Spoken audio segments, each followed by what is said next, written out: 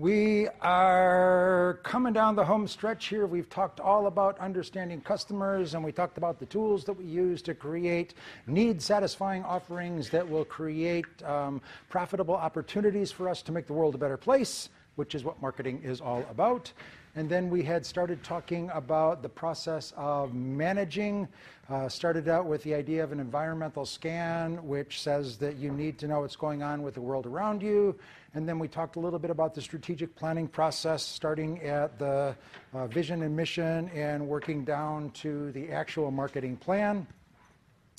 And as we kind of mentioned when we were talking about the strategic planning process, is, in my experience, the biggest disconnect in planning is you go from we're going to be the market leader in 5 years to what do I do Monday morning, which just gets us down to implementation, sometimes called execution.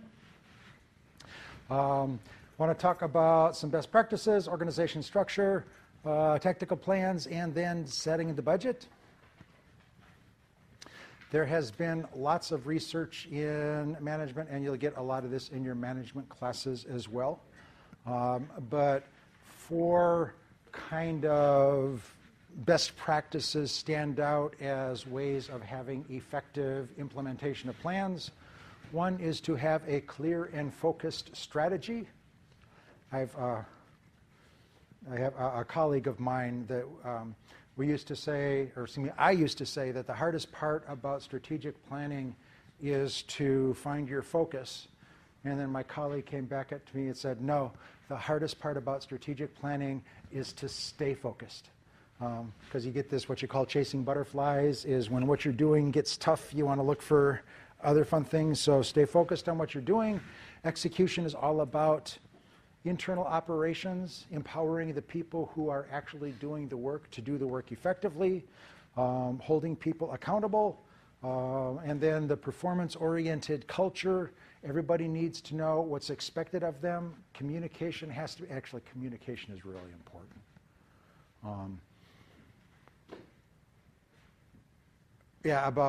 In my opinion, about, 99.999% of problems that happen in management are due to communication issues. Because is there anybody here who's actually trying to do a lousy job? Can I see a show of hands? So if you make the assumption that everybody on your team is trying to do a good job and things are not happening, odds are that somewhere along the line, either somebody didn't know what they were supposed to do, or somebody didn't know that there was a problem happening, or somebody just didn't like somebody. But anyways, communication is important. And then rewarding performance. And again, you'll get this in your management class. Money is not a motivator. Wait a minute, I'm a business major. I choose to differ with that. And in the management theory is money is not a motivator. Lack of money is a demotivator. But we talked about positioning where you've got the bar is as long as people are adequately compensated, giving them more money isn't going to get them more loyal, get them to work harder. And I guess I've done, a colleague and I did some research with top performing salespeople. And one of the things that we found with top performing salespeople is it's not the money is just expected, it's the personal recognition.